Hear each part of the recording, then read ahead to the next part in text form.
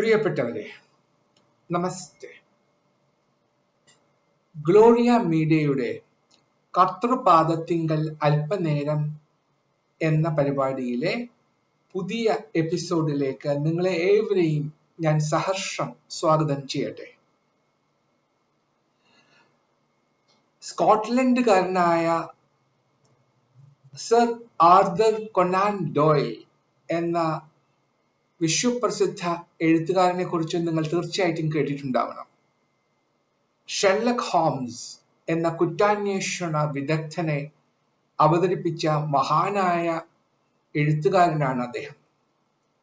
1887 A study of scarlet എന്ന പുസ്തകത്തിലൂടെയാണ് Sherlock ഹോംസിനെ അദ്ദേഹം അവതരിപ്പിച്ചത്.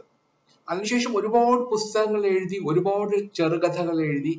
അതിൽ കൂടിയെല്ലാം ഈ ഷെർലക് ഹോംസ് എന്ന കുറ്റാന്വേഷണ വിദഗ്ധൻ ഒരു ജീവിക്കുന്ന മനുഷ്യനായി നമുക്ക് അനുഭവപ്പെട്ടു തുടങ്ങി. ഷെർലക് ഹോംസ് കുറ്റാന്വേഷണം നടത്തുമ്പോൾ അദ്ദേഹത്തിന്റെ സന്തത സഹചാരിയായി പോകുന്ന ഒരാളുണ്ട്. അദ്ദേഹത്തിന്റെ പേരാണ് ഡോക്ടർ വാട്സൺ. ഡോക്ടർ വാട്സൺ ബുദ്ധിമാനായിരുന്നു. അദ്ദേഹം കാര്യങ്ങളൊക്കെ നന്നായിട്ട് അനലൈസ് ചെയ്യും. അപ്പൊ ഒരു പ്രശ്നമൊക്കെ വന്നാൽ അതിന്റെ എല്ലാ വശങ്ങളെ കുറിച്ചും പറയാനുള്ള കേൾപ്പ് ഡോക്ടർ വാട്സനുണ്ട്. പക്ഷെ ഷെർലക് ഹോംസിനെ പോലെ ഒരു കുശാഗ്ര ബുദ്ധി ആയിരുന്നില്ല. അപ്പോൾ ഒരു കഥയുണ്ട്. ഷെർലക് ഹോംസും ഡോക്ടർ വാട്സണും കൂടെ കുറ്റാന്വേഷണം ഒക്കെ നടത്തിയിട്ട് കൊച്ചു വെളുപ്പം കാലത്ത് അവരുടെ ക്യാമ്പ് സൈറ്റിൽ വന്ന് വിശ്രമിക്കാൻ തുടങ്ങി. കട്ടിലിൽ മലർന്നു കിടന്നപ്പോഴ് ഷെർലക് ഹോംസ് വാട്സണോട് ചോദിച്ചു, വാട്സൺ, മുകളിലേക്ക് നോക്കൂ, നീ എന്താണ് കാണുന്നത്? പിന്നെ ഡോക്ടർ വാട്സൺ മുകളിലേക്ക് നോക്കിയിട്ട് പറഞ്ഞു, ഞാൻ അനേകായിരം നക്ഷത്രങ്ങളെ കാണുന്നു എന്ന് പറഞ്ഞു. അപ്പോൾ ഷെർലക് ഹോംസ് ചോദിച്ചു, അവ നിന്നോട് എന്താണ് പറയുന്നത്? അവിടെ തന്നെ ഡോക്ടർ വാട്സൺ ഒരു മിനിറ്റ് ആലോചിച്ചിട്ട് പറഞ്ഞു, ജ്യോതിശാസ്ത്രപരമായി അവരെന്നോട് പറയുന്നു, ലക്ഷക്കണക്കിന് നക്ഷത്രങ്ങൾ, കോടാനുകൂടി ഗ്രഹങ്ങൾ ഈ സൗരയൂഥത്തിൽ ഉണ്ട് എന്ന്. ജ്യോതിഷ സംബന്ധമായി പറയുകയാണെങ്കിൽ സാറ്റേൺ ഇപ്പോൾ ലിയോയിലാണ്, ശനി കേതുർദശയിലാണ് എന്നർത്ഥം. സമയശാസ്ത്ര പ്രകാരം ഇപ്പോൾ 3 മണി കഴിഞ്ഞ് 15 മിനിറ്റായി. വേദശാസ്ത്രപരമായിട്ട് പറയുകയാണെങ്കിൽ ദൈവം ബലവാനാണെന്നും നാമൊക്കെ അവന്റെ കയ്യിലെ വെറും കളിപ്പാവകൾ മാത്രമാണെന്നും പറയാം. ഇനി കാലാവസ്ഥപരമായി പറയുകയാണെങ്കിൽ നാളെ നല്ലൊരു ദിവസമായിരിക്കും എന്ന് എനിക്ക് തോന്നുന്നു. അങ്ങേക്ക് എന്താണ് തോന്നുന്നത് എന്ന് ഡോക്ടർ വാട്സൺ തിരിച്ച് ഷെർലക് ഹോംസിനോട് ചോദിക്കുക. അപ്പൊ ഷെർലക് ഹോംസ് പറയാണ്, വിഡ്ഢി, നമ്മുടെ ടെന്റ് ആരോ മോഷ്ടിച്ചുകൊണ്ട് പോയിരിക്കുന്നു, നീ അത് കാണുന്നില്ലേ എന്ന് ചോദിച്ചു. ഇത് ഏറ്റവും പ്രസക്തവും സ്പഷ്ടവുമായ കാര്യങ്ങൾ കാണാൻ വാട്സന് കഴിഞ്ഞിരുന്നില്ല. വളരെ കോംപ്ലക്സ് ആയിട്ടുള്ള കാര്യങ്ങൾ എന്ന് വെച്ചാൽ വളരെ ഗഹനങ്ങളായ കാര്യങ്ങൾ കണ്ടുപിടിക്കാൻ, അനലൈസ് ചെയ്യാൻ വാട്സന് കഴിയുമായിരുന്നു. പക്ഷേ ലളിതവും ഋജുവും ആയ കാര്യങ്ങൾ കാണാൻ അദ്ദേഹത്തിന് കഴിഞ്ഞില്ല. അതിനുള്ള കണ്ണ് വാട്സന് ഉണ്ടായിരുന്നില്ല. ഞാനിത് പറയാൻ കാരണം, നമ്മുടെ കർത്താവ് ജന്മന അന്ധനായ ഒരുവന് കാഴ്ച കൊടുത്ത സംഭവം വിശുദ്ധ യോഹന്നാന്റെ സുവിശേഷം 9-ാം അധ്യായത്തിൽ വിവരിക്കുന്നുണ്ട്. നിങ്ങൾക്ക് എല്ലാവർക്കും വായിച്ചു കേട്ട ഭാഗമാണ്, സുപരിചിതമായ വേദഭാഗമാണ്. അത് ഞാൻ മുഴുവൻ വായിക്കുന്നില്ല. നമുക്കറിയാം, കർത്താവ് അങ്ങനെ ശിഷ്യന്മാരുമൊത്ത് പോകുമ്പോൾ ജന്മന അന്ധനായ ഒരു മനുഷ്യനെ കണ്ടു. അപ്പോഴ് ശിഷ്യന്മാർ ചോദിക്കുന്നുണ്ട്, റബി, ഇവൻ അന്ധനായത് ഇവന്റെ അമ്മയപ്പന്മാർ ചെയ്ത പാപം കൊണ്ടാണോ എന്ന് ചോദിക്കുന്നു. അപ്പോൾ യേശു പറയുന്നുണ്ട്, അവന്റെ അമ്മയപ്പന്മാരെങ്കിലും പാപം ചെയ്തിട്ടല്ല, ദൈവപ്രവൃത്തി അവങ്കിൽ വെളിവാകേണ്ടവരാണ് എന്ന് പറയുന്നു. പിന്നെ കർത്താവ് എന്താ ചെയ്തത്? അല്പം ഒന്ന് തുപ്പിയിട്ട് മണ്ണ് കുഴച്ച് ചേറുണ്ടാക്കി ആ ചേറെടുത്ത് അവന്റെ കണ്ണിന്മേൽ പൂശി, എന്നിട്ട് പറഞ്ഞു, നീ പോയി ശിലോഹാം കുളത്തിൽ പോയി കഴുകുക എന്ന് പറഞ്ഞു. അവൻ കഴുകി, അവൻ കാഴ്ചയുള്ളവനായി മടങ്ങി വന്നു എന്ന് പറഞ്ഞു. അത് കണ്ടിട്ട് ആൾക്കാർക്ക് വിശ്വസിക്കാൻ കഴിഞ്ഞില്ല. ഇവനല്ലേ കുറച്ചു മുമ്പ് ഇവിടെ ഇരുന്നുകൊണ്ട് ഭിക്ഷയാചിച്ചവനല്ലേ, കുരുടനായ ഇവൻ എങ്ങനെ കണ്ണ് എങ്ങനെ കാണാൻ കഴിയുന്നു എന്നൊക്കെ ചോദിച്ചു. അപ്പൊ അവരോട് ചോദിക്കുമ്പോഴ് അവൻ പറയുന്നു, യേശു എന്ന പേരുള്ള മനുഷ്യൻ ചേറുണ്ടാക്കി എന്റെ കണ്ണിന്മേൽ പുരട്ടി, കണ്ണിന്മേൽ പൂശി ശിലോഹാം കുളത്തിൽ ചെന്ന് കഴുകുക എന്ന് എന്നോട് പറഞ്ഞു. ഞാൻ പോയി കഴുകി കാഴ്ച പ്രാപിച്ചു. ഇതാണ് നമ്മുടെ കുരുടൻ പറയുന്ന കാര്യം. വളരെ എത്ര ലളിതമായിട്ട്, എത്ര സ്പഷ്ടമായിട്ടാണ് അവൻ പറയുന്നത്. അവന് കൂടുതലൊന്നും പറഞ്ഞുകൂടാ. ഡോക്ടർ വാട്സനെ പോലെ ഇതിന്റെ കാര്യങ്ങൾ ഗഹനമായ രീതിയിൽ പറയാനൊന്നും അറിയില്ല. ആകെ കൂടി ഇത്രയും അറിയാം, യേശു എന്നൊരു മനുഷ്യൻ, അതാരാണെന്ന് പോലും എനിക്ക് അറിഞ്ഞുകൂടാ, ഒരു മനുഷ്യനാണെന്ന് മാത്രം അറിയാം. അദ്ദേഹം ചേറുകൊണ്ട് എന്റെ കണ്ണിന്മേൽ പൂശി എന്നടുത്ത് പോയി കഴുകാൻ പറഞ്ഞു. ഞാൻ പോയി കഴുകി, കുളത്തിൽ പോയി കഴുകി തിരിച്ചു വന്നപ്പോൾ എനിക്ക് കാഴ്ച ലഭിച്ചു എന്ന് അദ്ദേഹം പറയുന്നു. നമ്മൾ നോക്കേണ്ടുന്നത് നമ്മൾ ആരെ പോലെയാണ്? ഈ കുരുടനെ പോലെയാണോ അതോ ഈ നമ്മുടെ ഡോക്ടർ വാട്സനെ പോലെയാണോ? ഞാൻ പറയും നമ്മളൊക്കെ ഈ ഡോക്ടർ വാട്സനെ പോലെയാണ്. എന്ന് വെച്ചാൽ നമുക്ക് എല്ലാത്തിനെ കുറിച്ച് ഒരുപാട് വിവരങ്ങളുണ്ട്. ഇപ്പൊ നമ്മൾ ഉദാഹരണത്തിന് നമ്മൾ ദാരിദ്ര്യത്തെ കുറിച്ച് വളരെ വാചാലമായിട്ട് സംസാരിക്കും. പക്ഷേ കഞ്ഞിവെള്ളം നുണയ്ക്കാതെ പിടയുന്ന പിഞ്ചു പൈതങ്ങളെ നമ്മൾ കണ്ടു എന്ന് വരില്ല. ഗ്ലോബൽ വാർമിങ്ങിനെ കുറിച്ച് വളരെ പണ്ഡിതോചിതമായ പ്രബന്ധങ്ങൾ നമ്മൾ രചിക്കും. എന്നാൽ വിഷം തുപ്പുന്ന വാഹനങ്ങളിൽ നമ്മൾ സഞ്ചരിച്ചു കൊണ്ടേയിരിക്കും. നഷ്ടപ്പെട്ടു പോകുന്ന ജലസ്രോതസ്സുകളെ കുറിച്ച് നമ്മൾ അമർഷത്തോടെ സംസാരിക്കും. പക്ഷേ മഴവെള്ളം സംഭരിക്കാൻ ഒരു ചെറു വിരൽ പോലും നമ്മൾ അനക്കുകയില്ല. നമ്മുടെ സഭയുടെ അപജയങ്ങളെ കുറിച്ച് നമ്മൾ രോഷം കൊള്ളും. എന്നാൽ തെറ്റായ ദിശയിൽ പോകുന്ന നേതൃത്വത്തിനെതിരെ ഒരു നിലപാടെടുക്കാൻ നമ്മൾ തയ്യാറാവില്ല. ക്രിസ്തുവിൽ ഊന്നിയ ജീവിതം വേണമെന്ന് നമ്മൾ പ്രബോധിപ്പിക്കും. എന്നാൽ സ്വയം തന്നെത്താൻ ത്യജിച്ച് അവന്റെ ക്രൂശെടുത്ത് അവന്റെ പിന്നാലെ പോകാൻ നമ്മൾ തയ്യാറാവുകയുമില്ല. സത്യവും അസത്യവും, നേരും നെറിയും, നെല്ലും പതിരും തിരിച്ചറിയാൻ നമുക്ക് കഴിയുന്നില്ല. കാരണം നമ്മുടെ അകക്കണ്ണുകൾ മൂടിക്കിടക്കുന്നു, അവ അന്ധമായിരിക്കുന്നു എന്നുള്ളത് കൊണ്ടാണ്. നമ്മളെല്ലാം ആത്മീയരായി അന്ധരാണ്. നമ്മൾ ഓരോരുത്തരും മാറ്റേണ്ടുന്നത് ഈ അന്ധതയാണ്, നമ്മുടെ ആത്മീയമായ അന്ധതയാണ്. എനിക്ക് നിങ്ങൾക്ക് കണ്ണുകളുണ്ട്, നമ്മൾ കണ്ണുകളുണ്ട് എല്ലാം കാണുന്നു, എല്ലാം വിശകലനം ചെയ്യുന്നു. പക്ഷേ അതിനുമെല്ലാം ഉപരിയായി നമ്മുടെ അകക്കണ്ണുകൾ കൊണ്ട് കാണേണ്ടുന്ന ചില കാര്യങ്ങളുണ്ട്, അത് നമ്മൾ കാണാതെ പോകുന്നു എന്നുള്ളതാണ് ഞാൻ ഇവിടെ സൂചിപ്പിച്ചത്.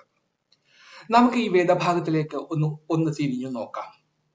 ഈ കുരുടന് ശാരീരികമായ വെളിച്ചം മാത്രമല്ല കിട്ടിയത്, ആത്മീയമായ വെളിച്ചവും അവന് കിട്ടി. അവൻ ഈ വേദഭാഗത്ത് നോക്കുമ്പോൾ 11-ാം വാക്യത്തിൽ അവൻ പറയുന്നത് എന്താ? യേശു എന്ന പേരുള്ള മനുഷ്യൻ എന്നേ പറയുന്നുള്ളൂ, അല്ലെ? 17-ാം വാക്യമാകുമ്പോൾ നാം വീണ്ടും ശ്രദ്ധിക്കുക. 17-ാം വാക്യമാകുമ്പോൾ അവൻ പറയുന്നു, യഹൂദന്മാരെ അവനെ പിന്നെയും ചോദ്യം ചെയ്യുന്നുണ്ട്. സത്യം പറ, ആരാണ് നിനക്ക് കാഴ്ച തന്നത്? അവൻ എങ്ങനെയുള്ളവനാണ്? ആരാണെന്നാണ് നിന്റെ വിചാരം എന്ന് പറയുമ്പോൾ അവൻ പറയുന്നു, അവനൊരു പ്രവാചകനാണെന്നാണ് എനിക്ക് തോന്നുന്നത് എന്ന് പറയുന്നു, അല്ലെ? അത് കഴിഞ്ഞ് പിന്നീട് 35-ാം വാക്യമാകുമ്പോഴേക്കും അവൻ കർത്താവിനെ അവൻ ദൈവപുത്രൻ എന്ന് വിളിക്കുന്നു. അവനിൽ വിശ്വസിക്കുന്നു. ഇത് ഒരു ക്രമാനുഗതമായ ഒരു വളർച്ചയാണ്, ഒരു ആത്മീയ വളർച്ചയാണ് ഇവിടെ കാണിക്കുന്നത്. കർത്താവിനെ കൂടുതൽ അറിയും തോറും ആദ്യം അവൻ ഒരു സാധാരണ മനുഷ്യൻ, പിന്നെയും കുറച്ചുകൂടി അന്വേഷിച്ചു, കാര്യങ്ങളൊക്കെ മനസ്സിലാക്കി പറഞ്ഞു, അവനൊരു പ്രവാചകനാണ്. അതെല്ലാം കഴിഞ്ഞ് അവൻ യഥാർത്ഥത്തിൽ ആരാണെന്ന് തിരിച്ചറിഞ്ഞപ്പോൾ അവൻ ദൈവപുത്രനാണ് എന്ന് പറയുന്നു, ഇല്ലേ? കർത്താവിനെ നമ്മൾ കൂടുതൽ അറിയുമ്പോൾ, കൂടുതൽ മനസ്സിലാക്കുമ്പോൾ, കൂടുതൽ ഉൾക്കൊള്ളുമ്പോൾ അവൻ ആരാണ് എന്ന് നമ്മൾ തിരിച്ചറിയും. അപ്പോൾ ഇവിടെ ഈ മനുഷ്യൻ അവൻ കണ്ണു തുറന്നപ്പോഴ് അവന് വെളിച്ചം കണ്ടു. പക്ഷെ അവൻ വെളിച്ചം മാത്രമല്ല കണ്ടത്, ലോകത്തിന്റെ വെളിച്ചമായ ക്രിസ്തുവിനെ അവന് കാണാൻ കഴിഞ്ഞു. അവനെ അങ്ങനെ ഇതെല്ലാം ചെയ്തു കഴിഞ്ഞിട്ട് യഹൂദന്മാരെന്താ ചെയ്തത്? അവനെ ദേവാലയത്തിൽ നിന്നും പുറത്താക്കി. നീ ഈ ശാബത ദിവസം ഇത് ശുദ്ധീകരിക്കപ്പെട്ടു, നിനക്ക് ഇവിടെ സ്ഥാനമില്ല എന്ന് പറഞ്ഞ് അവനെ ദേവാലയത്തിൽ നിന്നും പുറത്താക്കി. പക്ഷെ അവനെ ദേവാലയത്തിൽ നിന്നും പുറത്താക്കിയെങ്കിലും ദേവാലയങ്ങളുടെ ഉടയോൻ എന്താണ് ചെയ്തത്? അവനെ കൈക്കൊണ്ടു. ഇതാണ് വ്യത്യാസം. പിന്നെ അത് കഴിഞ്ഞ് കർത്താവ് അവനെ കണ്ടിട്ട്, നിനക്ക് കാഴ്ചയെല്ലാം കിട്ടിയല്ലോ, നീ ദൈവപുത്രനിൽ വിശ്വസിക്കുന്നുവോ എന്ന് ചോദിച്ചപ്പോൾ അവൻ ചോദിക്കുന്നു, അത് ആരാണ് എന്ന് ചോദിക്കുമ്പോൾ കർത്താവ് പറയുന്നു, നിന്നോട് സംസാരിക്കുന്നവൻ തന്നെയാണ് അത് എന്ന് പറയുമ്പോൾ അവൻ സാഷ്ടാംഗം പ്രണമിച്ച് I believe in you my lord എന്ന് പറയുകയാണ്. നോക്കൂ, പക്ഷേ നമ്മുടെ ഈ പരീശന്മാരെ കുറിച്ച് ഇങ്ങനെയൊന്നും നമുക്ക് പറയാനാവില്ല. അവര് ഈ സംഭവം കുറിച്ച് അറിഞ്ഞപ്പോഴ് അവരെന്താണ് ചിന്തിച്ചത്? അവർ നമ്മുടെ ഡോക്ടർ വാട്സനെ പോലെയാണ് ചിന്തിച്ചത്. അവർ പറഞ്ഞു, അവർ വസ്തുനിഷ്ഠമായിട്ട് ലോജിക്കലായിട്ട് അവർ പറഞ്ഞു, ഒരിക്കൽ ഒരു മനുഷ്യൻ കുരുടനായി ജനിച്ചാൽ പിന്നെ അവന് ഒരിക്കലും കാഴ്ച കാണാൻ സാധിക്കില്ല. ഇത് ലോജിക്കലായിട്ട് അവർ ചിന്തിക്കുമ്പോൾ അതാണ് അവർ കണ്ടത്. പിന്നെ റാഷണലായിട്ട് യുക്തിഭദ്രമായിട്ട് അവർ ചിന്തിച്ചപ്പോൾ അവർ പറഞ്ഞു, ഈ മനുഷ്യന്റെ കാഴ്ചശക്തി കിട്ടാതെ പോയത് അവന്റെ അമ്മയപ്പന്മാർ പാപം ചെയ്തത് കൊണ്ടാണ് എന്ന്, അതുകൊണ്ട് ഇത് ആർക്കും മാറ്റാനാവില്ല എന്ന് അവർ യുക്തിഭദ്രമായി ചിന്തിച്ചു. പിന്നെ വേദശാസ്ത്രപരമായിട്ട് അവർ പറഞ്ഞു, ഇനി അഥവാ അങ്ങനെ ആർക്കെങ്കിലും കാഴ്ച കാണണമെങ്കിൽ അത് ദൈവം തമ്പുരാൻ വിചാരിച്ചാൽ മാത്രമേ പറ്റുള്ളൂ, വേറെ ആർക്കും വിചാരിച്ചാൽ പറ്റില്ല. പിന്നെ ചരിത്രപരമായിട്ട് അവർ ആലോചിച്ചപ്പോൾ പറഞ്ഞു, ഹിസ്റ്റോറിക്കലി സ്പീക്കിംഗ് ഇന്നുവരെ ലോക ചരിത്രത്തിൽ ഇന്നുവരെയും ഒരു കുരുടന് കാഴ്ച ലഭിച്ച സംഭവം ഉണ്ടായിട്ടില്ല. പിന്നെ അവരുടെ ജൂതന്മാരുടെ വിശ്വാസ അനുസരിച്ച്, ആചാരാനുഷ്ഠാനങ്ങൾ അനുസരിച്ച് പറഞ്ഞു, ഇത് ശാബത്തിൽ ചെയ്തതാണ്, അതുകൊണ്ട് ഒരു ദൈവത്തിന് അത് ചെയ്യാൻ സാധിക്കുകയില്ല എന്ന് ഇങ്ങനെയാണ് അവർ അനലൈസ് ചെയ്തത്. പ്രിയപ്പെട്ടവരെ, ഷെർലക് ഹോംസ് ആയിരുന്നു ഇവരുടെ സ്ഥാനത്തെങ്കിൽ അദ്ദേഹം പറഞ്ഞേനെ, വാട്സൺ എന്താണ് സംഭവിച്ചത്? ദൈവത്തിന്റെ ശക്തി യേശുക്രിസ്തുവിലൂടെ വ്യാപരിച്ചു, അങ്ങനെയാണ് ഈ കുരുടന് കണ്ണു കിട്ടിയത് എന്ന് പറഞ്ഞേനെ. ദൈവകൃപയുടെ ഉത്തമ ഉദാഹരണമാണ് ഈ കുരുടൻ. മറ്റുള്ളവർ പക്ഷെ അത് അംഗീകരിക്കുന്നില്ല. കാരണം അവരെല്ലാം അന്ധരാണ്. അവർ കാഴ്ചയുള്ളവരാണ്, പക്ഷേ അവരുടെ ഉൾക്കണ്ണുകൾ തുറന്നിട്ടില്ല. അവരുടെ അകക്കണ്ണുകൾ അന്ധമായി ഇരിക്കുന്നു എന്നുള്ളതാണ് സത്യം. നമുക്കൊക്കെ സ്വാതന്ത്ര്യം വേണം. നമുക്ക് ക്രിസ്തുവിൽ വിശ്വാസം വേണം. നമ്മൾ കർത്താവിന്റെ ശോഭ നമ്മളിലൂടെ പ്രവർത്തിക്കണമെന്നും പ്രസരിക്കണമെന്നും നാം ആഗ്രഹിക്കുന്നു, അല്ലെ? നമ്മളിലൂടെ കർത്താവിന്റെ കൃപ മൂലം നമ്മൾ മറ്റുള്ളവരിൽ നിന്നും വ്യത്യസ്തരാകണമെന്നും നമ്മൾ ആഗ്രഹിക്കുന്നു. നമുക്ക് കർത്താവിനെ നമ്മുടെ ഹൃദയത്തിലും ആത്മാവിലും ആരാധിക്കണമെന്നും നമ്മളൊക്കെ ആഗ്രഹിക്കുന്നുണ്ട്. പക്ഷെ ഈ ആഗ്രഹങ്ങൾ നിറവേറ്റപ്പെടുന്നുണ്ടോ? ജോൺ വിംബർ എന്നൊരാളുണ്ടായിരുന്നു. വൈൻയാർഡ് ക്രിസ്ത്യൻ ഫെലോഷിപ്പിന്റെ സ്ഥാപകനാണ് ജോൺ വിംബർ. അദ്ദേഹം ആദ്യമൊന്നും ഒരു ക്രിസ്ത്യാനി ആയിരുന്നില്ല. ഈ കർത്താവിന്റെ അത്ഭുത പ്രവൃത്തികളൊക്കെ കേട്ടിട്ട് അദ്ദേഹം അത്ഭുത പരതന്ത്രനായി. അതെല്ലാം കഴിഞ്ഞിട്ട് അദ്ദേഹം വിചാരിച്ചു, ഇതൊന്ന് പോയി നോക്കണം, ഒരു പള്ളിയിൽ പോയി ആരാധനകൾ കൂടണം, എന്നിട്ട് തീരുമാനിക്കാം ക്രിസ്ത്യാനി ആവണമോ വേണ്ടയോ എന്നൊക്കെ വിചാരിച്ചിട്ട് അദ്ദേഹം ഒരു പള്ളിയിൽ പോയി ആരാധനയിൽ പങ്കെടുത്തു. അങ്ങനെ പങ്കെടുത്ത് അദ്ദേഹം ഇങ്ങനെ വളരെ ആകാംക്ഷയോടെ നോക്കി. അവിടെ ഒന്നും സംഭവിക്കുന്നില്ല. ആളുകളൊക്കെ പാട്ട് പാടുന്നു, പ്രാർത്ഥിക്കുന്നു എന്നല്ലാതെ വേറെ ഒന്നും സംഭവിക്കുന്നതായിട്ട് അദ്ദേഹം കണ്ടില്ല. അപ്പോൾ അദ്ദേഹം വിചാരിച്ചു, ഇതെന്താ ഈ പറയുന്നത്? ഇവിടെ ബൈബിളിൽ എന്തൊക്കെയോ പറയുന്നുണ്ടല്ലോ, പക്ഷെ ഇതൊന്നും ഇവിടെ സംഭവിക്കുന്നില്ലല്ലോ. അടുത്ത ആഴ്ച ചിലപ്പോൾ സംഭവിക്കുമായിരിക്കും എന്ന് വിചാരിച്ച് അദ്ദേഹം അടുത്ത ആഴ്ചയും പള്ളിയിൽ പോയി. ഇങ്ങനെ 2-3 പ്രാവശ്യം ആരാധനയിൽ പങ്കെടുത്തു. അത് കഴിഞ്ഞപ്പോൾ അദ്ദേഹത്തിന് മനസ്സിലായി അവിടെ ഒന്നും സംഭവിക്കുന്നില്ല. അപ്പൊ ഉടൻ തന്നെ അദ്ദേഹം അടുത്തു നിന്ന ഒരു ആരാധന വേളയിൽ തൊട്ടടുത്ത് നിന്ന ഒരാളോട് ചോദിച്ചു, ഇടവക്കാരനോട് ചോദിച്ചു, അതെപ്പോഴാ സംഭവിക്കുന്നത്? ഉടൻ തന്നെ അയാൾ ചോദിച്ചു, ഏത്? അല്ല മറ്റേത്. അപ്പോൾ മറ്റേ ചോദിച്ചു, ഏത് മറ്റേത്? അല്ല ഈ ബൈബിളിൽ പറഞ്ഞ കാര്യങ്ങള് അതൊക്കെ എപ്പോഴാ സംഭവിക്കുന്നത്? അപ്പൊ അയാൾ ചോദിച്ചു, കഴിഞ്ഞ ബൈബിളിൽ പറഞ്ഞ ഏത് കാര്യങ്ങള്? അല്ല ഈ വെള്ളം വീഞ്ഞാകുന്നതും ഈ 5 അപ്പം ഇരട്ടിയാകുന്നതും കുരുടന് കാഴ്ച കിട്ടുന്നതും ഒക്കെ ബൈബിളിൽ പറയുന്നുണ്ടല്ലോ, അതൊക്കെ ഈ പള്ളിയിൽ എപ്പോഴാണ് സംഭവിക്കുന്നത് എന്ന് ചോദിച്ചു. ഉടനെ ഇടവക്കാരൻ പറഞ്ഞു, അതൊക്കെ ബൈബിളിൽ എഴുതിയിട്ടുണ്ട്, ഞങ്ങൾ ഇങ്ങനെ പ്രാർത്ഥിക്കുന്നു വിശ്വസിക്കുന്നു എന്നല്ലാതെ ഇതൊന്നും ഞങ്ങൾ ചെയ്യുന്നില്ല എന്ന് പറഞ്ഞു. ഇവിടെയാണ് തകരാറ്. നമ്മൾ വിശ്വസിക്കുന്നു, നമ്മൾ പ്രാർത്ഥിക്കുന്നു, പക്ഷെ യഥാർത്ഥത്തിൽ നമ്മൾ ഒന്നും ചെയ്യുന്നില്ല. അതാണ് സത്യം. ഇതൊക്കെ ഞാൻ എന്നെ കുറിച്ച് തന്നെ പറയുന്നതാണ്. ചിലപ്പോൾ ഒരു പക്ഷേ നിങ്ങളെ കുറിച്ചും ആവാം. എന്നാൽ നമുക്ക് ബൈബിൾ അറിയാം, നമ്മൾ ബൈബിൾ വായിച്ചിട്ടുണ്ട്, വാക്യങ്ങൾ കാണാപ്പാഠമാണ്, നമ്മളെല്ലാവരും വായിക്കുന്നു, പ്രാർത്ഥിക്കുന്നു, പക്ഷെ നമ്മൾ ഒന്നും ചെയ്യുന്നില്ല. എന്തുകൊണ്ട് ചെയ്യുന്നില്ല? കാരണം ചെയ്യാതിരിക്കുന്നതാണ് എളുപ്പം. മറ്റുള്ളവരെ സ്നേഹിക്കണമെന്ന് കർത്താവ് പറഞ്ഞു, അല്ലെ? തന്റെ സ്നേഹിതന് വേണ്ടി ജീവനെ കൊടുക്കുന്നതിനേക്കാളും വലിയ സ്നേഹം ആർക്കുമില്ല എന്ന് കർത്താവ് പറഞ്ഞു, അല്ലെ? ഞാൻ പുതിയൊരു കൽപ്പന നിങ്ങൾക്ക് നൽകുന്നു, നിങ്ങൾ പരസ്പരം സ്നേഹിക്കണം എന്നുള്ളതാകുന്നു എന്റെ കൽപ്പന എന്ന് ഈസ്റ്റർ ദിനത്തിൽ എവൻഗേലിയോൻ ഭാഗം വായിക്കുമ്പോഴേ എവൻഗേലിയോടെ നാം ശ്രവിക്കുന്ന ആ മനോഹരമായ വാക്യം നമ്മൾ കേട്ടിട്ടില്ലേ? ഓർക്കുന്നില്ലേ? പക്ഷേ നമ്മളിത് ചെയ്യുന്നില്ല. നമ്മൾ നമ്മുടെ ഇടവകയിലുള്ളവരെ മുഴുവൻ സ്നേഹിക്കുന്നില്ല. പിന്നല്ലേ മറുഭാഗത്ത് നിൽക്കുന്ന ആൾക്കാരെ സ്നേഹിക്കണം എന്ന് പറഞ്ഞാൽ നടക്കുന്ന കാര്യമാണോ? ഇത് തന്നെയാണ് ദൈവത്തെ സ്നേഹിക്കുമ്പോഴും ആരാധിക്കുമ്പോഴും അവനെ സ്നേഹിക്കണമെന്നും ആരാധിക്കണമെന്നും ആത്മാർത്ഥമായി ആഗ്രഹിക്കുമ്പോഴും പലപ്പോഴും നമുക്ക് അത് സാധിക്കുന്നില്ല. അതിന്റെ കാരണം നമ്മുടെ ആഗ്രഹങ്ങൾ, നമ്മുടെ ദുരാഗ്രഹങ്ങൾ, ആഗ്രഹങ്ങൾ എന്ന് പറഞ്ഞാൽ പോരാ, നമ്മുടെ ദുരാഗ്രഹങ്ങൾ, അമിതമായ ആഗ്രഹങ്ങൾ, അഹംഭാവങ്ങൾ, ഞാൻ എന്നുള്ള എന്റെ ചിന്തകൾ, എന്റെ താൻ പോരുമ, മടി, മന്ദത, ഇതെല്ലാം നമ്മളെ ബന്ധനസ്ഥരാക്കുന്നു, നമ്മളെ അന്ധരാക്കുന്നു. ദൈവവചനം നാം കേൾക്കുന്നുണ്ടെങ്കിലും അതനുസരിച്ച് പ്രവർത്തിക്കാൻ ഈ ബന്ധനങ്ങൾ മൂലം നമുക്ക് കഴിയുന്നില്ല. അതെല്ലാം നമ്മളെ അന്ധരാക്കുന്നു. എന്നെ പിന്തുടരാൻ നിങ്ങൾ ആഗ്രഹിക്കുന്നുവെങ്കിൽ സ്വയം ത്യജിച്ച് തന്റെ ക്രൂശ് എടുത്ത് എന്റെ പിന്നാലെ വരിക എന്ന് കർത്താവ് പറയുമ്പോൾ നമുക്ക് നമ്മെ തന്നെ ത്യജിക്കാൻ കഴിയുന്നില്ല. നമ്മുടെ ആഗ്രഹങ്ങൾ മാറ്റിവെക്കാൻ കഴിയുന്നില്ല. നമുക്ക് ഒരുപാട് ആവശ്യങ്ങൾ, ദുരാഗ്രഹങ്ങൾ എന്ന് ഞാൻ നേരത്തെ പറഞ്ഞില്ലേ, അതൊന്നും മാറ്റിവെക്കാൻ നമ്മൾ തയ്യാറാകുന്നില്ല. ഇതൊക്കെ മാറ്റിവെച്ചിട്ട് ഇതെല്ലാം ത്യജിച്ചാൽ മാത്രമേ കർത്താവിനെ നമുക്ക് മനസ്സിൽ പ്രതിഷ്ഠിക്കാൻ സാധിക്കുകയുള്ളൂ. ഇതിനൊന്നുമുള്ള പ്രതിബദ്ധത കാട്ടാൻ നാം തയ്യാറാകുന്നില്ല. നമ്മൾ വിശ്വസിക്കുന്നു, നമ്മൾ പ്രാർത്ഥിക്കുന്നു, പക്ഷെ ഒന്നും ചെയ്യാൻ തയ്യാറാവുന്നില്ല. അതിനാൽ ഒന്നും സംഭവിക്കുന്നില്ല. ഇതാണ് നാം നേരിടുന്ന പ്രശ്നം. കർത്താവിന്റെ ശിഷ്യനാകുമ്പോൾ, യഥാർത്ഥ ശിഷ്യനാകുമ്പോൾ, അനുയായി എന്ന വാക്കല്ല ഞാൻ ഉപയോഗിക്കുന്നത്, ശിഷ്യൻ എന്നാ പറയുന്നത്. കാരണം കർത്താവിന്റെ കാലത്ത് നോക്കൂ, ആരും ക്രിസ്ത്യാനികളെന്ന് ആരെയും വിളിച്ചില്ല. കർത്താവിന്റെ പിന്നാലെ പോയവരെല്ലാം ശിഷ്യന്മാരായിരുന്നു. കർത്താവിന്റെ പിന്നാലെ പോയവരെ ക്രിസ്ത്യാനികൾ എന്ന് വിളിക്കുന്നത് അന്ത്യോഖ്യയിൽ വെച്ചാണ്.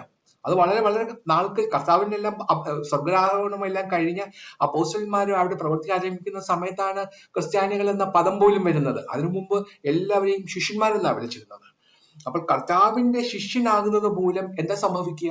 ഒരു വലിയ മാറ്റം ഉണ്ടാകും, അല്ലെ? ഒരു വലിയ പരിവർത്തനം ഉണ്ടാകും, ഒരു ട്രാൻസ്ഫർമേഷൻ സംഭവിക്കും. ആ ഒരു സംഭവം എന്ന് വെച്ചാൽ അടിമുടി ഒരു ചേഞ്ച് ഉണ്ടാകും.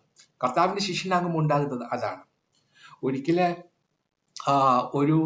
ഒരു ക്രിസ്ത്യാനിയും ഒരു കമ്മ്യൂണിസ്റ്റുകാരനും കൂടി ട്രെയിനിൽ യാത്ര ചെയ്യുകയായിരുന്നു. അപ്പൊ അവരങ്ങനെ ഒരു സ്റ്റേഷനിൽ എത്തിയപ്പോൾ ഒരുപാട് പാവപ്പെട്ട ആൾക്കാര്, തുണിയൊന്നുമില്ലാതെ അർത്ഥനഗ്നരായി നടക്കുന്ന ആൾക്കാരെ എല്ലാം കണ്ടിട്ട് കമ്മ്യൂണിസ്റ്റുകാരൻ പറഞ്ഞു, ഞങ്ങളുടെ കമ്മ്യൂണിസ്റ്റ് പാർട്ടി അധികാരത്തിൽ വരുമ്പോൾ നോക്കിക്കൊള്ളൂ, ഇവർക്കെല്ലാം ഞങ്ങൾ വസ്ത്രങ്ങൾ കൊടുക്കും, അങ്ങനെ അവരുടെ ജീവിതത്തിൽ ഒരു മാറ്റം ഉണ്ടാകും എന്ന് പറഞ്ഞു. അപ്പൊ ക്രിസ്ത്യാനി പറഞ്ഞു, അവർ യേശുക്രിസ്തുവിനെ സ്വീകരിച്ചാൽ അവരുടെ ജീവിതത്തിന് തന്നെ മാറ്റമുണ്ടാകും, അവർ ഈ ഉടുപ്പിനകത്തു നിന്നും പുതിയൊരു ജീവൻ ഉണ്ടാകും എന്ന് പറഞ്ഞു. ഇതാണ് വ്യത്യാസം. കമ്മ്യൂണിസ്റ്റുകാരന് പുതിയ വസ്ത്രം കൊടുക്കാൻ സാധിക്കും, പക്ഷേ ക്രിസ്ത്യാനിക്ക് ആ വസ്ത്രം ധരിച്ചവനെ അടിമുടി മാറ്റാൻ സാധിക്കും. ഇതാണ് മാറ്റത്തിനുള്ള ഒരു അതിന്റെ യഥാർത്ഥ അർത്ഥം എന്ന് പറയുന്നത്. പ്രിയപ്പെട്ടവരെ, ഇപ്പോൾ കോവിഡ് കാലമാണ്. ഈ കോവിഡ് കാലത്തുണ്ടായ 2 സംഭവങ്ങൾ, എന്റെ മനസ്സിനെ പിടിച്ചുലച്ച 2 സംഭവങ്ങൾ നിങ്ങളോട് പറയണമെന്ന് ഞാൻ വിചാരിക്കുകയാണ്. ആദ്യത്തെ സംഭവം മാർച്ച് 15-ാം തീയതി 2020 മാർച്ച് 15-ന് ഇറ്റലിയിൽ നടന്നു. എന്താ അവിടെ സംഭവിച്ചത്? അവിടെ നിങ്ങൾക്കറിയാം, ഇറ്റലിയില് ഇതിനോടകം ഞാനിപ്പോ സംസാരിക്കുന്ന സമയത്ത് തന്നെ ഏകദേശം 2.5 ലക്ഷം രോഗികൾ ഇറ്റലിയിലുണ്ട്. അതിൽ 35,000-ഓളം പേർ മരിച്ചു എന്നാണ് പറയുന്നത്. അപ്പോൾ ഈ COVID-19 സംഹാര താണ്ഡവം നടന്ന സ്ഥലമാണ് ഇറ്റലി. മരിച്ചത് കൂടുതലും പ്രായമുള്ള ആൾക്കാരായിരുന്നു. കാരണം സീനിയർ സിറ്റിസൺസ് ആണ് കൂടുതലും മരിച്ചത്. അവരാദ്യമൊന്നും അത്ര സീരിയസ് ആയിട്ട് എടുത്തില്ല.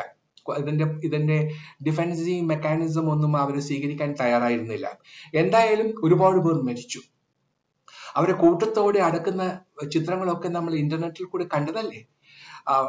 പിന്നെ പരിശുദ്ധ മാർപ്പാപ്പ അദ്ദേഹം പിന്നെ അവിടെ സെന്റ് ബെസിലിക്ക പള്ളിയിൽ നിന്ന് ആരാധനയിൽ പങ്കെടുക്കുമ്പോൾ അദ്ദേഹം പ്രസംഗിക്കാൻ കയറി നിൽക്കുമ്പോൾ അവിടെ ഒരു മനുഷ്യനില്ല. അദ്ദേഹം ഒറ്റയ്ക്ക് നിന്ന് സെന്റ് ബെസിലിക്കയിൽ നിന്ന് ആളുകളെ നോക്കി ആളുകളില്ല, ആ ഭാഗത്തേക്ക് നോക്കി നിൽക്കുന്ന കാഴ്ച വാസ്തവത്തിൽ വളരെ വളരെ സങ്കടകരമായിരുന്നു. കാരണം സെന്റ് ബെസിലിക്കയിലെ മാർപ്പാപ്പ വരുമ്പോൾ അദ്ദേഹത്തെ കാണാൻ, അദ്ദേഹത്തിന്റെ വാക്കുകൾ കേൾക്കാൻ വേണ്ടി പതിനായിരങ്ങളാണ് തടിച്ചുകൂടുന്നത്. ഞാനും അതുപോലെ ഇറ്റലിയിൽ പോയി റോമിൽ അവിടെ ചെന്ന് വത്തിക്കാനിൽ ചെന്ന് പിന്നെ ജോൺ പോൾ മാർപ്പാപ്പയുടെ പ്രസംഗം കേൾക്കാൻ വേണ്ടിയിട്ട് ഞാൻ അവിടെ പോയിട്ടുണ്ട്. അപ്പൊ അത് വരുമ്പോൾ ആളുകൾ മുഴുവനും, മാർപ്പാപ്പ വരുമ്പോൾ ആളുകൾ മുഴുവൻ ആവേശത്തോടെയാണ് വിളിക്കുന്നത്. എന്നിട്ട് അദ്ദേഹത്തിന്റെ പേപ്പൽ വെഹിക്കിൾ ഞങ്ങളുടെ ആളുകളുടെ ഇടയിലേക്ക് ഇറങ്ങി ആളുകളെ എല്ലാം അഭിവാദ്യം ചെയ്ത് പോകും. ഇതിനു വേണ്ടി ആയിരക്കണക്കിന് പതിനായിരക്കണക്കിന് ആൾക്കാരാണ് വരിക. പക്ഷെ കോവിഡ് വന്നപ്പോഴേ മാർപ്പാപ്പ സെന്റ് ബെസിലിക്കയിൽ ഏകനായി നിന്ന് പ്രാർത്ഥിക്കുന്നത് കണ്ടപ്പോൾ വാസ്തവത്തിൽ വലിയ വലിയ സങ്കടം തോന്നി. ഇങ്ങനെയുള്ള ഒരു സ്ഥലത്ത് 72 വയസ്സുള്ള ഒരു കത്തോലിക്ക പുരോഹിതൻ, ഒരു റോമൻ കത്തോലിക്ക പുരോഹിതൻ, അദ്ദേഹത്തിന്റെ പേര് ഡോൺ ഗിസപ്പെ ബെറാർഡെലി എന്നാണ്. അദ്ദേഹം കോവിഡ് രോഗിയായി ആശുപത്രിയിൽ അദ്ദേഹത്തെ അഡ്മിറ്റ് ചെയ്തു. 72 വയസ്സായ ഒരു പുരോഹിതൻ, 47 വർഷമായി പുരോഹിതനായിരുന്ന ആളാണ്. അദ്ദേഹം മരണക്കിടയിൽ കിടക്കുമ്പോൾ അദ്ദേഹത്തിന് ശ്വസിക്കാൻ പറ്റാത്തത് കൊണ്ട് ഒരു വെന്റിലേറ്റർ അദ്ദേഹത്തിന് കൊടുത്തു. ആ വെന്റിലേറ്റർ ഉപയോഗിച്ച് ജീവൻ നിലനിർത്തുന്ന അവസരത്തിൽ അദ്ദേഹം തൊട്ടടുത്ത് കിടക്കുന്ന ഒരു കട്ടിലിൽ ഒരു രോഗി, ചെറുപ്പക്കാരനായ ഒരു രോഗി, വെന്റിലേറ്റർ കിട്ടാതെ കിടന്ന് ശ്വാസം കിട്ടാതെ കിടന്ന് പിന്നെ കഷ്ടപ്പെടുന്നത് അദ്ദേഹം കണ്ടു. അപ്പോൾ അദ്ദേഹം നഴ്സിനെ വിളിച്ചിട്ട് തന്റെ വെന്റിലേറ്റർ ആ രോഗിക്ക് കൊടുക്കാൻ പറഞ്ഞു. അപ്പോൾ സ്വന്തം ജീവൻ അപായപ്പെടുമെന്ന് അറിഞ്ഞിരുന്നിട്ടും ചെറുപ്പക്കാരനായ ഒരു രോഗിയെ രക്ഷിക്കാൻ ഈ പുരോഹിതൻ തുനിഞ്ഞു. ആ വെന്റിലേറ്റർ ആ ചെറുപ്പക്കാരന് കൊടുത്തു. ചെറുപ്പക്കാരൻ രക്ഷപ്പെട്ടു. പക്ഷേ 72 വയസ്സായ ഈ കത്തോലിക്ക പുരോഹിതൻ മരണത്തിന് അടിമയാവുകയും ചെയ്തു. വെന്റിലേറ്റർ ലഭ്യമാകാത്തത് കൊണ്ട് മരണത്തെ മുന്നിൽ കണ്ട ചെറുപ്പക്കാരന്റെ ദൈന്യത കാണാൻ ഈ മനുഷ്യന് അകക്കണ്ണുകൾ ഉണ്ടായിരുന്നു. അതാണ്, എന്തൊരു സാക്ഷ്യമാണ് അവിടെ നടന്നത് അല്ലെ. നോക്കൂ, അദ്ദേഹത്തിന് വേണമെങ്കിൽ ആ വെന്റിലേറ്റർ തന്നെ സ്വയം ആവശ്യത്തിന് വേണ്ടി ഉപയോഗിക്കാമായിരുന്നു. എത്രയോ രോഗികൾ കിടക്കുന്നു, അവർക്കൊക്കെ ഇത് കിട്ടിയില്ലെങ്കിൽ മരിക്കുന്നെങ്കിൽ മരിക്കട്ടെ എന്ന് വിചാരിച്ചുകൂടായിരുന്നു. അപ്പോൾ അദ്ദേഹം എന്താണ് വിചാരിച്ചത്? എന്നെക്കാളും ആവശ്യം ഈ ചെറുപ്പക്കാരനാണ്, അദ്ദേഹം വേണം, അദ്ദേഹത്തിന്റെ ജീവനാണ് എന്റെ ജീവനേക്കാളും വിലപ്പെട്ടത് എന്ന് കരുതി അദ്ദേഹം സ്വന്തം ജീവൻ പണയം വെക്കുകയാണ്. മറ്റുള്ളവന് വേണ്ടി സ്വന്തം ജീവനെ കൊടുക്കുന്നതിനേക്കാളും വലിയ സ്നേഹമില്ല എന്ന് കർത്താവ് പറഞ്ഞത് ഇവിടെ പ്രാവർത്തികമാക്കുകയല്ലേ ചെയ്തത്. ഇത് ചെയ്യാൻ അദ്ദേഹത്തിന് കണ്ണുകൾ ഉണ്ടായിരുന്നു. പുറമേയുള്ള ഈ കണ്ണുകളല്ല, അകക്കണ്ണുണ്ടായിരുന്നു, ഇൻസൈറ്റ് ഉണ്ടായിരുന്നു. ഇതെന്നെ കോരിത്തെരിപ്പിച്ച ഒരു സംഭവമാണ്. ഇനി മറ്റൊരു സംഭവം ഉണ്ടായി.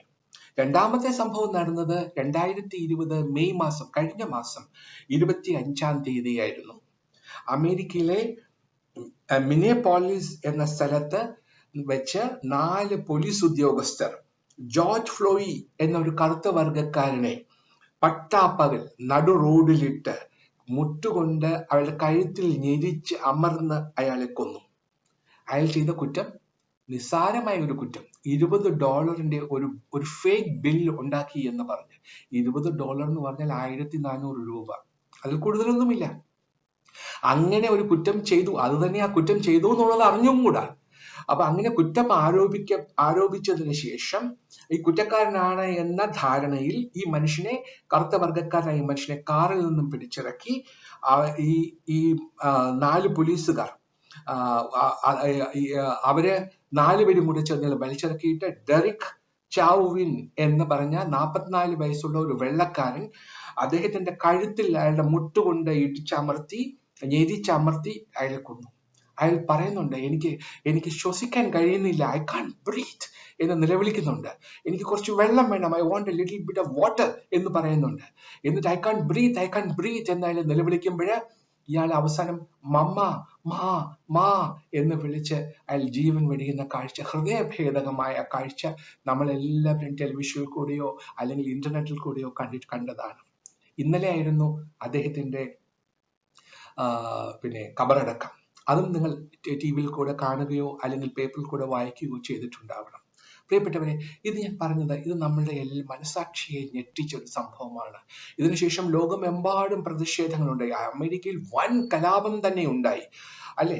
അപ്പോൾ ഇത് ഇത്രയും വലിയ ഒരു സംഭവം നടന്നു. നോക്കൂ, 1863 ജനുവരി 1-ാം തീയതിയാണ് എബ്രഹാം ലിങ്കൺ അടിമത്വം അവസാനിപ്പിച്ചുകൊണ്ടുള്ള പ്രൊക്ലമേഷൻ നടത്തിയത്. 1863 കഴിഞ്ഞിട്ട് ഇന്നേക്ക് 157 വർഷങ്ങൾ കഴിഞ്ഞു. ഈ 157 വർഷങ്ങൾ കഴിഞ്ഞിട്ടും കറുത്ത വർഗക്കാർ അനുഭവിക്കുന്ന ദുരിതങ്ങൾക്ക് ഒരു അറുതിയും ഉണ്ടായിട്ടില്ല എന്ന് സൂചിപ്പിക്കുക കൂടിയാണ് ഈ സംഭവം ചെയ്യുന്നത്. ഈ സംഭവത്തിനെ കുറിച്ച് നമ്മൾ ഒന്നുകൂടി ശ്രദ്ധിച്ച് നോക്കണം. ഇവിടെ എന്താണ് സംഭവിച്ചത്? ജോർജ് ഫ്ലോയി എന്ന ഒരു ക്രിസ്ത്യാനിയെ, അവൻ ക്രൈസ്തവനാണ്, ആ ക്രിസ്ത്യാനിയെ 4 പോലീസുകാർ ചേർന്നാണ് കൊന്നത്. ആ 4 പോലീസുകാരിൽ 3 പേരെങ്കിലും ക്രിസ്ത്യൻ നാമധാരികളാണ്. Derek, Alexander, Thomas. പിന്നെ നാലാമത്തെ ആൾ താവോ എന്നാണ് പേര്. എനിക്ക് അറിഞ്ഞുകൂടാ അദ്ദേഹം ഏത് മതക്കാരനാണ്, ഏത് രാജ്യക്കാരനാണ് എന്ന് എനിക്ക് അറിഞ്ഞുകൂടാ. പക്ഷെ ആദ്യത്തെ 3 പേരും, ഇയാളെ കഴുത്ത് ഞെരിച്ചു കൊന്ന ഡെറിക് എന്ന് പറഞ്ഞ മനുഷ്യനും അദ്ദേഹത്തെ സഹായിച്ച 2 ട്രെയിനി ഓഫീസേഴ്സ് അലക്സാണ്ടറും തോമസും ഇല്ല. അതിൽ ഒരാൾ 2 ദിവസമേ ആയുള്ളൂ പോലീസിൽ കയറിയിട്ട്, വേറൊരാള് ഏതാനും മാസങ്ങളെ ആയുള്ളൂ. ഇവരെ എല്ലാവരും കൂടി ചേർന്നാണ് ഇയാളെ കൊല്ലുന്നത്. അപ്പൊ നോക്കൂ, ഇവരെ ഒരു ക്രിസ്ത്യാനിയായ ഒരു മനുഷ്യനെ വേറെ 3 ക്രിസ്ത്യാനികൾ ചേർന്ന് കൊല്ലുകയാണ് പട്ടാപ്പകൽ, അല്ലെ? ഈ കൊന്ന ഈ പോലീസുകാരും മാമോദിസ മുങ്ങിയവരാണ്, അവരും ക്രൈസ്തവരാണ്, അവരും പള്ളിയിൽ പോകുന്നുണ്ടാവണം, അവരും ക്രിസ്തുവിനെ വിളിക്കുന്നുണ്ടാവണം ഞായറാഴ്ച ദിവസമെങ്കിലും, അല്ലെ? പക്ഷെ അവർക്ക് ഈ മനുഷ്യനെ കൊല്ലാനുള്ള മനസ്സ് വന്നു. കാരണം അവരുടെ അകക്കണ്ണുകൾ അന്ധമായിരുന്നു. അവർക്ക് അവരുടെ പുറം കണ്ണുകൾ ഉണ്ടായിരുന്നുവെങ്കിലും ഈ മനുഷ്യന്റെ ദൈന്യത കാണാനുള്ള അകക്കണ്ണ് അവർക്ക് ഇല്ലാതെ പോയി, അല്ലെ? വംശവെറി കൊണ്ട് അവരുടെ അകക്കണ്ണിന് അന്ധത ബാധിച്ചു. വംശവെറി എന്ന് പറഞ്ഞാൽ വർഗീയ വിദ്വേഷം കൊണ്ട് അവർക്ക് അവരുടെ കണ്ണുകൾ കാണാതെയായി. അവരുടെ പുറം കണ്ണുകൾ മാത്രമേ തുറന്നുള്ളൂ, അവരുടെ അകക്കണ്ണുകൾ തുറന്നില്ല. ഇങ്ങനെയുള്ളവരെ കുറിച്ചാണ് കർത്താവ് പറഞ്ഞത്, നിങ്ങൾ കുരുടരായിരുന്നുവെങ്കിൽ നിങ്ങൾക്ക് പാപം ഇല്ലായിരുന്നു, എന്നാൽ ഞങ്ങൾ കാണുന്നു എന്ന് നിങ്ങൾ പറയുന്നത് കൊണ്ട് നിങ്ങളുടെ പാപം നിൽക്കുന്നു എന്ന് കർത്താവ് പറയുന്നുണ്ട്. അത് യഹൂദന്മാരെ കുറിച്ചായി പറഞ്ഞത്. കർത്താവിനെ ആക്ഷേപിച്ച പരീശന്മാരെ കുറിച്ചാണ്, കർത്താവിനെ കുറ്റപ്പെടുത്തിയ പരീശന്മാരെ കുറിച്ചിട്ട് പറഞ്ഞത്. നിങ്ങൾക്ക് കണ്ണുകളുണ്ട്, നിങ്ങൾ കുരുടരായിരുന്നുവെങ്കിൽ നിങ്ങൾ ഭാഗ്യവാന്മാരായിരുന്നേനെ. പക്ഷേ നിങ്ങൾക്ക് അങ്ങനെ ഉണ്ടായിരുന്നെങ്കിൽ നിങ്ങൾക്ക് പാപമില്ലായിരുന്നു. പക്ഷെ നിങ്ങൾ കാണുന്നു എന്ന് നിങ്ങൾ പറയുന്നു, നിങ്ങൾക്ക് കണ്ണുകളുണ്ട്, നിങ്ങൾ കാണുന്നു എന്ന് പറയുന്നു, പക്ഷെ നിങ്ങൾ യഥാർത്ഥത്തിൽ കാണേണ്ടുന്നത് കാണുന്നില്ല എന്ന് പറയുന്നു. ഇവിടെയും ഇതാണ് സംഭവിച്ചത്. പ്രിയപ്പെട്ടവരെ, ഈ 2 സംഭവങ്ങൾ ഒന്നും നമ്മൾ നോക്കുക. അവിടെ 72 വയസ്സായ ഒരു പുരോഹിതൻ സ്വന്തം ജീവൻ പണയപ്പെടുത്തി മറ്റൊരാളുടെ ജീവൻ സംരക്ഷിക്കുന്നു. അത് അവന്റെ കണ്ണുനീരും അവന്റെ പിടച്ചിലും ജീവിക്കാനുള്ള അവന്റെ ത്വരയും എല്ലാം കണ്ടിട്ട് ആ മനുഷ്യന്റെ ജീവൻ നിലനിർത്താൻ വേണ്ടി സ്വന്തം ജീവൻ അദ്ദേഹം പണയം വയ്ക്കുന്നു. അതിനുള്ള അകക്കണ്ണ് അയാൾക്കുണ്ട്, അയാൾ അന്ധനല്ല. രണ്ടാമത്തെ ആൾക്കാർ ഇവിടെ അവരെന്താ ചെയ്യുന്നത്? അവർക്ക് കണ്ണുകളുണ്ട്, അവർ കണ്ണുകൊണ്ട് കാണുന്നുണ്ട്. ഈ മനുഷ്യൻ കിടന്ന് ഞെളിപിരി കൊള്ളുന്നത്, അവൻ ജീവന് വേണ്ടി പിടയുന്നത് അവർ കാണുന്നുണ്ട്, അവൻ കിടന്ന് നിലവിളിക്കുന്നത് അവർ കേൾക്കുന്നുണ്ട്. പക്ഷെ അവരുടെ അകക്കണ്ണുകൾ തുറക്കുന്നില്ല. ഇതിൽ ആരെയാണ് നമ്മൾ സ്വീകരിക്കേണ്ടുന്നത്? പ്രിയപ്പെട്ടവരെ, ജോൺ ന്യൂട്ടൺ എന്നൊരാളെ കുറിച്ച് നിങ്ങൾ കേട്ടിട്ടുണ്ടോ? ജോൺ ന്യൂട്ടൺ ഇംഗ്ലീഷുകാരനായിരുന്നു. അദ്ദേഹത്തിന്റെ കുടുംബത്തില് അവർക്കൊരു സ്ലേവ് ട്രേഡ് ഉള്ള ഒരു കുടുംബമായിരുന്നു. എന്ന് വെച്ചാല് ആഫ്രിക്കയിൽ നിന്നും കറുത്ത വർഗക്കാരെ കപ്പലിൽ കയറ്റി അമേരിക്കയിൽ കൊണ്ടുവന്ന് വെള്ളക്കാർക്ക് വിൽക്കുന്ന ജോലി, അതാണ് സ്ലേവ് ട്രേഡ്. ഇതാണ് എബ്രഹാം ലിങ്കൺ 1863 ഇത് നിർത്തലാക്കിയത്. അപ്പൊ ഈ സ്ലേവ് ട്രേഡ് നടത്തുന്ന ഒരു അപ്പന്റെ കൂടെ 11-ാം വയസ്സ് മുതൽ ഈ സ്ലേവ് ട്രേഡിന് അപ്പൻ കപ്പലിൽ ആഫ്രിക്കയിൽ പോകുമ്പോൾ ഈ ജോൺ ന്യൂട്ടണും കൂടെ പോകുമായിരുന്നു. 11 വയസ്സെന്ന് പറയുമ്പോൾ കൊച്ചു ചെറുക്കനാണ്. അങ്ങനെ അവൻ അവിടെ പോയി അപ്പനെ സഹായിച്ച് അവിടെയുള്ള കറുത്ത വർഗക്കാരെ മുഴുവൻ കപ്പലിൽ കയറ്റി ഇവിടെ കൊണ്ടുവന്ന് അമേരിക്കയിൽ കൊണ്ടുവന്ന് വിൽക്കും. പക്ഷെ ജോൺ ന്യൂട്ടന്റെ അമ്മ വലിയ ഭക്തയായിരുന്നു. ചെറുപ്പകാലത്ത് കുഞ്ഞിനെ ഒരുപാട് വേദപുസ്തകത്തിലെ കാര്യങ്ങളൊക്കെ പറഞ്ഞു കൊടുത്തു, കഥകളൊക്കെ പറഞ്ഞു കൊടുത്തു, വാക്യങ്ങളൊക്കെ ഹൃദയസ്ഥമാക്കാൻ വേണ്ടി പ്രേരിപ്പിച്ചിരുന്നു. അങ്ങനെയൊക്കെ ചെയ്തിട്ടും ഈ ന്യൂട്ടൺ ഈ ജോലിയിലാണ്, ജോൺ ന്യൂട്ടൺ അപ്പനെ സഹായിക്കാൻ വേണ്ടി ഈ ജോലിയിലാണ് പോയത്. അങ്ങനെ കറുത്തവർഗക്കാരെ കൊണ്ടുവരുമ്പോൾ കപ്പലിലിട്ട് അവരെ മർദ്ദിക്കുന്നതും അവരെ പീഡിപ്പിക്കുന്നതും ജോൺ ന്യൂട്ടന് വലിയ കമ്പമായിരുന്നു. അങ്ങനെ വളരെ വളരെ മോശമായ രീതിയിൽ അയാൾ ജീവിച്ചു പോന്നു. അങ്ങനെ ഇരിക്കെ ഒരു ദിവസം ഒരു സംഭവം ഉണ്ടായി. കപ്പൽ വന്നപ്പോഴ് അറ്റ്ലാന്റിക് മഹാസമുദ്രത്തിൽ കൂടെ യാത്ര ചെയ്യുന്ന സമയത്ത് വലിയ കോളിളക്കമുണ്ടായി. പെട്ടെന്ന് കടൽ ക്ഷോഭിച്ചിട്ട് അവിടെ വലിയ കൊടുങ്കാറ്റുണ്ടായിട്ട് ആ കൊടുങ്കാറ്റിൽപ്പെട്ട് ഈ കപ്പലിന്റെ പായ്മരങ്ങളൊക്കെ ഛിന്ന ഭിന്നമായി. ഈ കൊടുങ്കാറ്റിൽപ്പെട്ട തിരമാലകൾ ഉയർന്നപ്പോൾ ആ തിരമാലകളിൽപ്പെട്ട് ഈ കപ്പൽ ഇങ്ങനെ ഊയലാടി. 11 ദിവസം ആ കപ്പൽ അവിടെ കടലിൽ കിടന്നു. ആ 11 ദിവസം അദ്ദേഹം കപ്പലിൽ കിടന്ന് ഈ കഷ്ടപ്പെട്ട് ഇങ്ങനെ ജീവിച്ച സമയത്ത് ഒരു ദിവസം അദ്ദേഹം അർദ്ധരാത്രി നോക്കി ഇങ്ങനെ സ്വയം ഒന്ന് ആത്മപരിശോധന നടത്തി. അപ്പോൾ അങ്ങനെ ആത്മപരിശോധന നടത്തിയപ്പോഴ് അദ്ദേഹത്തിന് ചില വേദവാക്യങ്ങൾ ഓർമ്മ വന്നു. അതിൽ ഒന്ന് സദൃശ്യവാക്യങ്ങൾ 1-ാം അധ്യായം 24 മുതൽ 31 വരെയുള്ള വാക്യങ്ങൾ അദ്ദേഹത്തിന് ഓർമ്മ വന്നു. എന്റെ ആലോചന അനുസരിക്കാത്ത, എന്റെ ശാസനയൊക്കെ നിരസിച്ചു കളഞ്ഞതുകൊണ്ട് അവർ സ്വന്തം വഴിയുടെ ഫലം അനുഭവിക്കുകയും തങ്ങളുടെ ആലോചനകളാൽ തൃപ്തി പ്രാപിക്കുകയും ചെയ്യുമെന്ന് എഴുതിയ വാക്യം അദ്ദേഹത്തിന് ഓർമ്മ വന്നു. എന്റെ ആലോചന അനുസരിക്കാതെ എന്റെ ശാസനയുമൊക്കെ നിരസിച്ചു കളഞ്ഞത് കൊണ്ട് അവൻ സ്വന്തം വഴിക്ക് പോയി അവൻ ദുരിതം അനുഭവിക്കും എന്ന് പറഞ്ഞ വാക്കുകളാണ് അദ്ദേഹത്തിന് ഓർമ്മ വന്നത്. ഉടൻ തന്നെ അദ്ദേഹം പെട്ടെന്ന് വേദപുസ്തകം എടുത്തു, എന്നിട്ട് മറിച്ചു നോക്കി. പുതിയ നിയമം വിശുദ്ധ ലൂക്കോസിന്റെ സുവിശേഷം 11-ാം അധ്യായം 13-ാം വാക്യത്തിൽ അദ്ദേഹത്തിന്റെ കണ്ണ് പതിഞ്ഞു. അവിടെ എഴുതിയിരിക്കുന്നു, അങ്ങനെ ദോഷികളായ നിങ്ങൾ നിങ്ങളുടെ മക്കൾക്ക് നല്ല ദാനങ്ങളെ കൊടുപ്പാൻ അറിയുന്നുവെങ്കിൽ സ്വർഗസ്ഥനായ പിതാവ് തന്നോട് യാചിക്കുന്നവർക്ക് എത്രയധികം കൊടുക്കും എന്ന് എഴുതിയിരിക്കുന്ന വാക്യം അദ്ദേഹം ശ്രദ്ധിച്ചു. അന്ന് ആ രാത്രി 1748 മാർച്ച് മാസം 21-ാം തീയതി ആ രാത്രിയില് ജോൺ ന്യൂട്ടന് മനസ്സിലായി, തന്റെ ജീവിതം ശരിയായ ദിശയിലല്ല പോകുന്നത്. ഇതല്ല തന്റെ അമ്മ തന്നെ പഠിപ്പിച്ചത്. ഇങ്ങനെ ആകാനല്ല എന്റെ വിധി. അതുകൊണ്ട് ഞാൻ ചെയ്യുന്നതെല്ലാം തെറ്റാണ്. ഞാൻ ഇങ്ങനെ ചെയ്യുന്ന ദോഷങ്ങൾ, അത് ഇത്രയും ദോഷങ്ങൾ ചെയ്തിട്ടും എന്റെ അപ്പൻ എന്നെ നല്ല ദാനങ്ങൾ എനിക്ക് നൽകുന്നുവെങ്കിൽ സ്വർഗസ്ഥനായ പിതാവ് അദ്ദേഹത്തോട് യാചിച്ചാൽ എത്രയധികം ദാനങ്ങൾ എനിക്ക് ലഭിക്കും എന്ന ബോധം അദ്ദേഹത്തിനുണ്ടായി. അദ്ദേഹം ഉടൻ തന്നെ മനസ്താപം പൂണ്ടു. അദ്ദേഹം ആത്മപരിശോധന ചെയ്ത് അയാൾക്ക് ദൈവകൃപയ്ക്കായിട്ട് യാചിച്ചു.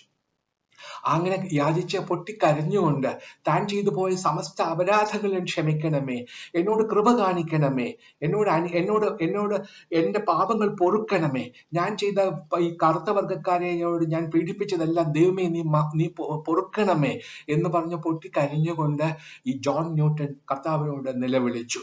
എന്നിട്ട് അവൻ ആ സമയത്താണ് ഒരു പേപ്പറും പേനയും എടുത്ത് കുറെ വരികൾ, മനസ്സിൽ കൂടി പോയ വരികൾ എഴുതി.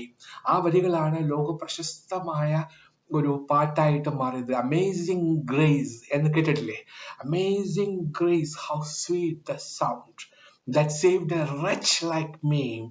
I once was lost, but now am found, was blind, but now I see. ഇതാണ് ആ വരികൾ. എന്നിട്ട് പിന്നീട് ഈ ജോൺ ന്യൂട്ടൺ അതെല്ലാം കഴിഞ്ഞ് മനസ്താപം പൂണ്ടിട്ട് അദ്ദേഹം തെറ്റുകളെല്ലാം ഏറ്റു പറഞ്ഞിട്ട് അദ്ദേഹം ഒരു പുരോഹിതനായി 1764 അദ്ദേഹം ആംഗ്ലിക്കൻ ചർച്ചിലെ ഒരു പുരോഹിതനായി മാറി. ഓർക്കുക, ഒരിക്കൽ നഷ്ടപ്പെട്ടവനായിരുന്നു, പക്ഷേ ഇപ്പോൾ അവനെ കണ്ടെത്തിയിരിക്കുന്നു. അവൻ ഒരിക്കൽ അന്ധനായിരുന്നു, ഇപ്പോൾ കാഴ്ചയുള്ളവനായി. പ്രിയപ്പെട്ടവരെ, ഇന്ന് നമുക്ക് ഈ ദിവസം നമുക്കിതാണ് നമുക്ക് ചിന്തിക്കേണ്ടുന്നത് എന്ന് ഞാൻ വിചാരിക്കുന്നു. നമുക്കെല്ലാം കണ്ണുകളുണ്ട്, നമ്മളെല്ലാം കാണുന്നവരാണ്. പക്ഷെ നമ്മുടെ അകക്കണ്ണുകൾ തുറന്നിട്ടുണ്ടോ എന്ന് നമ്മൾ പരിശോധിക്കണം. അതുകൊണ്ട് നമുക്ക് നമ്മുടെ കർത്താവിനോട് അപേക്ഷിക്കണം. ജോൺ ന്യൂട്ടൺ അപേക്ഷിച്ചതുപോലെ നമ്മളും അപേക്ഷിക്കണം. എൻ്റെ കർത്താവേ, എൻ്റെ കണ്ണുകൾ, എൻ്റെ അകക്കണ്ണുകൾ തുറന്നു തരയണമേ. എനിക്ക് എൻ്റെ സമൂഹത്തിൽ നടക്കുന്ന എല്ലാ അനീതികൾക്കും അക്രമങ്ങൾക്കും എതിരെ ശബ്ദമുയർത്താൻ എനിക്ക് എൻ്റെ അകക്കണ്ണുകൾ തുറക്കണമേ. എൻ്റെ സമൂഹത്തിൽ കിടന്ന് കഷ്ടപ്പെടുന്നവരെ, ആർത്തന്മാരും അബലകളുമായ ആൾക്കാരുടെ കഷ്ടപ്പാടുകൾ കാണാൻ എൻ്റെ കണ്ണുകൾ തുറക്കണമേ. ഏത് അന്ധതമസ്സിലും നിന്നെ കാണാൻ, നിന്റെ വെളിച്ചം കാണാൻ, ലോകത്തിന്റെ വെളിച്ചമായി നിന്നെ കാണാൻ എൻ്റെ അകക്കണ്ണുകൾ തുറക്കണമേ എന്ന് നമുക്ക് പ്രാർത്ഥിക്കണം. ദൈവം തമ്പുരാൻ നിങ്ങളെ എല്ലാവരെയും അനുഗ്രഹിക്കട്ടെ.